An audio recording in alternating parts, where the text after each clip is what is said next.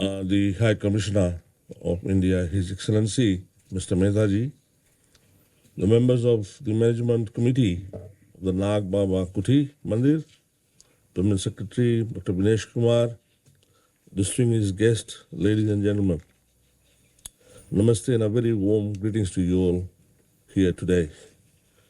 It gives me immense pleasure and the honor to be here with you this morning at the sacred Nag Baba Kuti Mandir in Raralevu, Nassori. We officially commence the 2026 Girmit commemoration here. On behalf of the Ministry of Public Enterprise, Multi-Ethnic Affairs, Culture, Heritage and Arts, I sincerely thank the management and the devotees of this temple for warmly welcoming us and allowing the ministry to visit this holy site as part of this year's commemorative program. I feel deeply humbled and privileged to stand here today as we begin the Girmit commemoration activities for 2026. It is only fitting and we seek the blessings at a place that carries such deep spiritual and historical significance to the descendants of the Girmitians. I sincerely hope and pray that the blessings of the Nag Baba and the divine deities worshipped here, this year's Girmit commemoration will be successful, meaningful, and continue to inspire unity, peace, and understanding amongst all of our people. Ladies and gentlemen, while the indenture system in Fiji began in 1879, the CSR company established its first sugar mill in Nassori in 1882, bringing a large number of laborers from India during the same period. This kuti was established during that era by the Girmitians who worked on the cane plantations and at the CSR sugar mill about 140 years ago. Amid hardship and uncertainty, they gathered at the sacred site for prayers and spiritual reflection, finding hope, comfort, unity, and strength within this and their community. Today, the sacred place continues to hold immense historical and cultural value, beautifully nested and amidst lush greenery and the stunning highlands of Fiji. Nag Baba Kuti stands as a sanctuary of peace and of fulfillment, welcoming devotees from Fiji and around the world who come seeking blessings, guidance, and spiritual comfort. The Hindu strongly believes that the prayers offered here are answered, and the faith continues to keep this sacred site alive and vibrant. I also wish to acknowledge the tremendous vision and the contribution of the late Mr. Brijbhan Singh, who played a key role in designing the structure and establishing the prayer grounds and facilitating the road access to this holy place. As one walks along the long stairway leading to the temple, one can admire the breathtaking natural beauty that surrounds the site and appreciate the preserved historical icons that continue to inspire and await the visitors. Ladies and gentlemen, as a token of respect and a small contribution towards preserving the significant historical legacy of our Girmites, I am honored today to hand over a set of 10 solar lights to the Nag Baba Kuti Mandir. This contribution reflects the ministry's support and appreciation for the historic temple, recognizing the deep connection to the Girmit era and its enduring role in preserving our heritage, culture, faith, spirituality, and for the future generations. As we commemorate the Girmit 2026, let us remember the sacrifices of our ancestors and honor the legacy by continuing to promote unity, understanding, compassion, and the service to the humanity. The story of Girmit is one of struggle and sacrifice, but equally one of the resilience, perseverance, faith, and hope. This timeless value remains deeply relevant today as we continue working together to build a stronger, more united, and more compassionate Fiji for the future generations. Once again, I sincerely thank the management and the devotees of the Nag Baba Kuti Mandir for your warm hospitality and for allowing us to be part of this special and meaningful occasion. उपस्थित भाई और बहनों, मित्रों, सज्जनों, हमारे high commissioner जी भारत से जो आए हुए हैं, श्री मेहता, आए हुए सभी बंधुगण, मेरा एक छोटा सा संदेश हिंदी में इस कारण से है क्योंकि अगर कोई जान नहीं पाते, समझ नहीं पाते, मैं मल्टी एथनिक अफेयर्स मंत्री की हैसियत से आप सभी को धन्यवाद देना चाहता हूँ कि आप अपने समय को निकाल कर आज यहाँ सुबह आए। ये जो गिरमिट का जो प्रथा है, गिरमिट का जो सेलिब्रेशन है, कमेमोरेशन है, ये 1879 में जब हमारे पहले जो जहाज पे हमारे जो गिरमिट प्रथा के नीचे आए थे हमारे बंधुगण लोग, करीबन 66,000 बंधु, स्त्री और पुरुष मिला के आए थे। हालांकि उनको बताया गया था उस समय पर कलकत्ता से जब बोट वहाँ से निकला था कि आप लोग करीबन 2-3 घंटे के अंदर एक नया देश में जाके बसोगे। उनको बताया नहीं गया था कि आप यहाँ फिजी देश में आओगे। उनको धोखाधड़ी से लाया गया इस देश में। सिर्फ यहाँ नहीं लाया गया, कई और अन्य देश में, ब्रिटिश गायना, टबागो, मॉरिशस और अन्य देश जहाँ पे गन्ने की खेती थी, वहाँ पर सभी हमारे सज्जन लोगों को ले जाया गया। हालांकि उससे पहले वो चीनी व्यवसाय में उन्होंने कई और अन्य जात के बंधुओं को लाए थे, लेकिन उनसे नहीं काम हुआ। इस कारण से उन्होंने फिर ये ठीक समझा कि हम लोग इंडिया से लाए।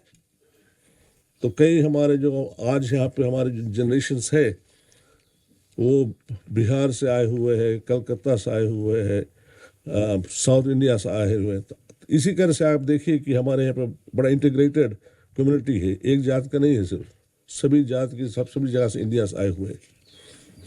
और वो जब आए थे यहाँ पे संघर्ष किए, कोई सहज ये नहीं था गन्ने की खेती में काम करना, बहुत उनको सहना पड़ा, बहुत उनको तकलीफ काटना पड़ा, लेकिन फिर भी उन्होंने हटे नहीं और काम करते गए। गिरमिट प्रथा के नीचे वो भी बात था कि आप 5 साल के बाद में आप जा सकते हो वापस भारत, लेकिन वो भी उसमें ऑप्शन था कि अगर जो रुकना चाहे वो रुक सकते हैं 5 साल बाद। तो कई चले गए, कई रास्ते में गुजर गए थे, लेकिन कई यहाँ रुक कर फिर गन्ना के व्यवसाय में अपना काम शुरू किया। तो आज हमारे पास ये देश में आप देखिए, जब गर्मी प्रथा के बाद में हमारा जो यहाँ का पॉपुलेशन हिंदू सही समाज का करीबन 52% था, 52%, जबकि यहाँ के आदिवासी का पॉपुलेशन सिर्फ 48% था।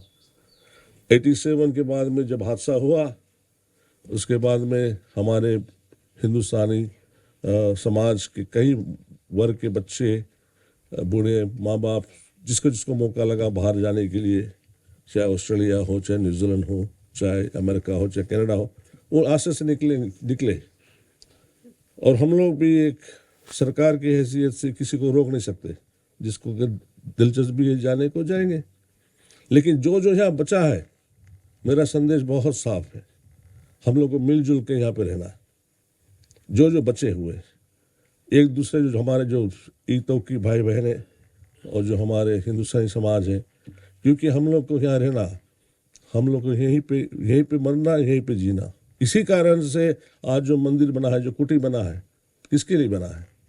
ये जो हमारे समाज के यहाँ पर वर्ग बैठे हुए, रुके हुए, आपके लिए ये सब सुविधा है, आपके लिए यहाँ पर प्रार्थना करने के लिए, पूजा करने के लिए स्थान है।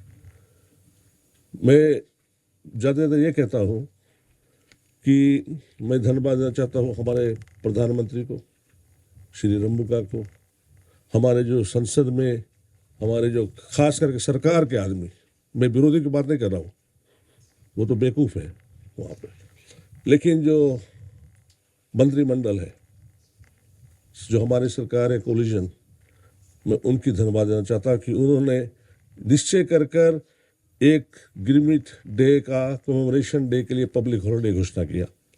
ये पिछले 3 साल में हुआ। अब किसने किया? ये सरकार ने किया। बाकी तो मुंह चलाते गए रहे कि ये होगा वो होगा, नहीं, लेकिन हम लोग करके दिखाए। जहाँ तक कमेमोरेशन की बात है, पहला साल हम लोग ने एल्बर्ट पार्क में किया था, 3 दिवसीय कमेमोरेशन किया था। दूसरा साल हम लोग ने गिरमिट सेंट्रल लटोका में किया था, वो भी 3 दिन का। फिर एक लम्बासा में भी किया था 3 दिन का। ये चौथा साल है। चौथा साल हमारी कमेमोरेशन फिजी म्यूजियम में होगा, हाफ डे का। और क्यों हम लोग छोटा किए हैं कि आप जानते हो कि जो वर्तमान समय में जो अभी फ्यूल क्राइसिस है, जो प्रॉब्लम्स है, हम लोग ट्राई करते हैं कि हम लोग थोड़ा खर्चा कम करें इस सेलिब्रेशन में, और ऐसे ऐसे प्रोजेक्ट्स हैं हम लोग जगह जगह बांटे, क्योंकि ये मोर मीनिंगफुल है। हम लोग 3 रोज के हुद्दा ताशा बजाएंगे, कोई फर्क नहीं पड़ेगा। हम लोग ऐसे ऐसे प्रोजेक्ट हम लोग फिजी भर में करते जो हम लोग करते आए हैं, और भी हम लोग करते जाएंगे। जहाँ हम लोग जो फंडिंग हम लोग का बचा है, तो हम लोग हर एक मंदिर में, हर एक स्कूल में, हर एक मस्जिद में, हर एक स्थान पे हम लोग देंगे, ताकि वो आदमी, वो परिवार, वो यहाँ के शख्स जो है उसके एडवांटेज ले सके।